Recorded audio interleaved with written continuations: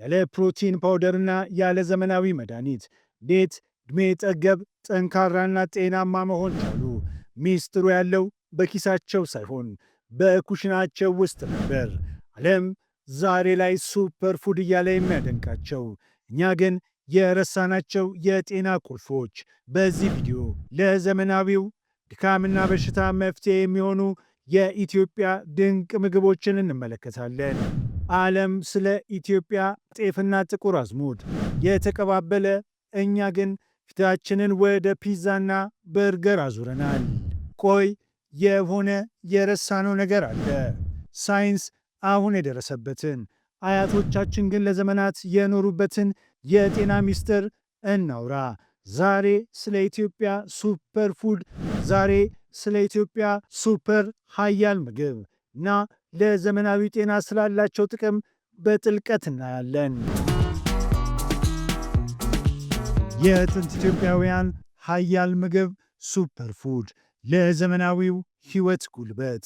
በአሁን ዘመን ዓለማችን በቴክኖሎጂ ብትራመድም የሰው ልጅ ጤና ግን በአኗኗር ዘይቤ ለውጥ፣ በውጥረት ስትረስና በተመረዙ ምግቦች እየተፈተነ ነው። ብዙዎች ጉልበት ማጣትን፣ ከመጠን ያለፈው ውፍረትንና የውስጥ ደዌዎችን ለመከላከል መፍትሄ ፍለጋ ወደ ኋላ ይመለከታሉ። እዚህ ላይ ነው የኢትዮጵያ ጥንታዊ የምግብ ባህል እንደ አዲስ ተስፋ ብቅ የሚለው። የኢትዮጵያ ሀያል ምግብ ሱፐር ፉድ ከፍተኛ የአልሚ ምግብ ይዘት ያላቸው ምግቦች ለዘመናት አባቶቻችንንና እናቶቻችንን ጠንካራ፣ ጤናማና ዕድሜ ጠገብ አድርጎ ያቆዩ ምስጢሮች ናቸው። ይህ ቪዲዮ እነዚህን ድንቅ የተፈጥሮ ስጦታዎች በዝርዝር በመዳሰስ ለዘመናዊው ሰው እንዴት የጤናና የጉልበት ምንጭ እንደሚሆን ያብራራል። አንደኛ፣ ጤፍ፣ የጥቃቅኗ እህል ታላቅ ተአምር። ጤፍ የኢትዮጵያ የምግብ ዋልታ ነው። ለዘመናት የኢትዮጵያውያን ዋና ምግብ ሆኖ የኖረው ጤፍ ዛሬም በዓለም አቀፍ ደረጃ ሱፐር ፉድ ተብሎ እየተከበረ ነው። የተሟላ ፕሮቲንና ግሉተን ፍሪ።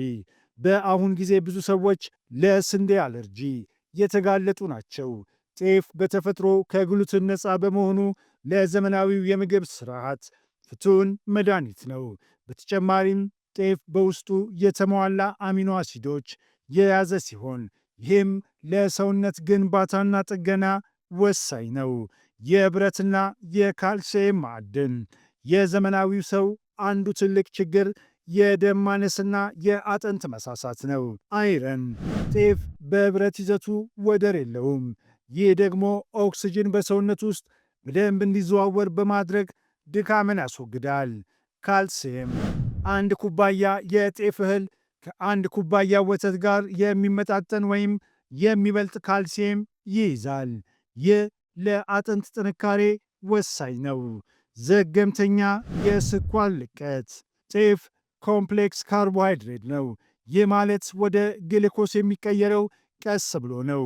ይህ ለስኳር ህመምተኞችና ክብደታቸውን ለመቆጣጠር ለሚፈልጉ ሰዎች የኃይል ምንጭን ረዘም ላለ ሰዓት በማቆየት ረገድ ተወዳዳሪ የለውም።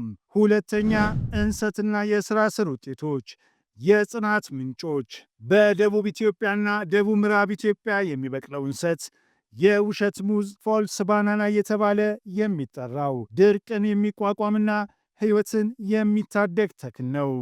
ቡላ፣ የካልሲየምና የጉልበት ምንጭ። ቡላ የካልሲየምና የጉልበት ምንጭ። ከእንሰት የሚገኘው ቡላ በተለይም አጥንት ለተሰበረ ለደከመ ሰው እንደ ምርጥ ማገገሚያ ይቆጠራል። ፈጣን ጉልበት። ቡላ በቀላል የሚፈጭ በመሆኑ ፈጣን ጉልበት ይሰጣል። የአጥንት ጤና። ከፍተኛ የካልሲየም ይዘት ስላለው አጥንትን ያጠነክራል። ቆጮና ፈርመንቴሽን። የኢትዮጵያ ባህላዊ ምግቦች አንዱ ሚስጥር መፍላታቸው ፈርመንቴሽን ነው። ቆጮ ለወራት ወይም ለዓመታት ተቀብሮ ይቦካል። የሆድ ጤና። የመቡካት ሂደቱ ጠቃሚ ባክቴሪያዎችን ፕሮባዮቲክስን ይፈጥራል። ይህ ደግሞ ለምግብ መፈጨት ስርዓት ጤና ወሳኝ ነው። ዘመናዊው ሳይንስ ጤና የሚጀምረው ከሆድ ነው እንደሚለው ቆጮ ለሆድ ዕቃ ጤና ጠባቂ ነው። ሶስተኛ፣ የቅባት እህሎች፣ የተፈጥሮ መድኃኒቶች። ዘመናዊው ዓለም በኦሜጋ ስሪ እጦት እየተሰቃየ ባለበት ወቅት የኢትዮጵያ ወጥ ቤቶች ግን ለዘመናት የዚህን መፍትሄ ይዘውት ኖረዋል። ተልባ የልብና የሆድ ወዳጅ። ተልባ በኢትዮጵያ ባህል ለሆድ ህመም፣ ለሆድ ድርቀትና ለቆዳ ልስላሴ ጥቅም ላይ ይውላል። ኦሜጋ ስሪ ፋቲ አሲድ። ተልባ በዓለም ላይ ካሉ የኦሜጋ ስሪ ምንጮች ቀዳሚው ነው። ይህ የልብ ጤናን ይጠብቃል፣ ደም ግፊትን ያስተካክላል፣ እንዲሁም የአእምሮን ብቃት ይጨምራል። ኮሌስትሮል መቆጣጠር። መጥፎ ኮሌስትሮልን ከደም ውስጥ በማውጣት የደም ቧንቧን ያጸዳል። ኑግ የኢትዮጵያ ወርቅ ነው። ከኑግ የሚገኘው ዘይት ለልብ ተስማሚ ከሆኑት ቅባቶች ይመደባል። ፕሮቲን፣ ፋይበርና የተለያዩ ማዕድናትን በውስጡ ይይዛል። ጥቁር አዝሙድ ከሞት በስተቀር ሁሉንም በሽታ ይፈውሳል ተብሎ የሚነገርለት ጥቁር አዝሙድ በኢትዮጵያ ዳቦ ላይ ይረጫል፣ በወጥ ውስጥ ይገባል። ጸረ ብግነት፣ አንቲ ኢንፍላማቶሪ። ጥቁር አዝሙድ በሰውነት ውስጥ ያለን እብጠት ይቀንሳል። የሰውነት በሽታ የመከላከል አቅም። በሽታ የመከላከል ስርዓትን በከፍተኛ ሁኔታ ያነቃቃል። አራተኛ ቅመማ ቅመሞች፣ ጣዕም ብቻ ሳይሆን ፈውስ። የኢትዮጵያ ምግቦች በቅመም የታጀቡ ናቸው። እነዚህ ቅመሞች ለጣዕም ብቻ ሳይሆን ለጤናም ጭምር ነው የሚጨመሩት። በርበሬና ሚጥሚጣ በውስጣቸው ካፕሳሲን የሚባል ንጥረ ነገር ይይዛሉ። ሜታቦሊዝም ቡስተር፣ ሜታቦሊዝም ፍጥነትን በመጨመር ስብን፣ ፋትን ለማቅለጥ ይረዳሉ። ፔን ሪሊፍ እንደ ተፈጥሯዊ የህመም ማስታገሻ ያገለግላሉ። እርድና ነጭ ሽንኩርት፣ እርድና ነጭ ሽንኩርት ተፈጥሯዊ አንቲባዮቲክ ናቸው።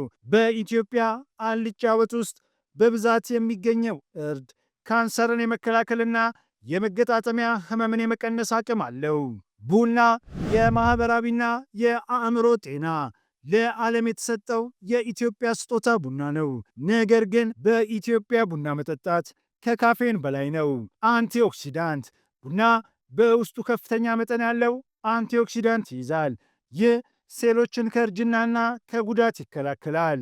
የቡና ቁርስና ማኅበራዊ ሕይወት። የቡና ሥነ ሥርዓት ኮፊ ሴሪሞኒ ሰዎችን ያገናኛል። በዘመናዊው ዓለም ብቸኝነት፣ ሎንሊነስ፣ የአእምሮ ጤና ጠንቅ በሆነበት ወቅት የቡና መጠጣት ባህል ሰዎች እንዲገናኙ፣ ችግሮቻቸውን እንዲወያዩና ጭንቀትን፣ ስትረስን እንዲቀንሱ ይረዳል። ይህ የሥነ ልቦና ጉልበት ነው። ተግባራዊ አጠቃቀም። ወደ ጤናማ ሕይወት የሚደረግ ጉዞ።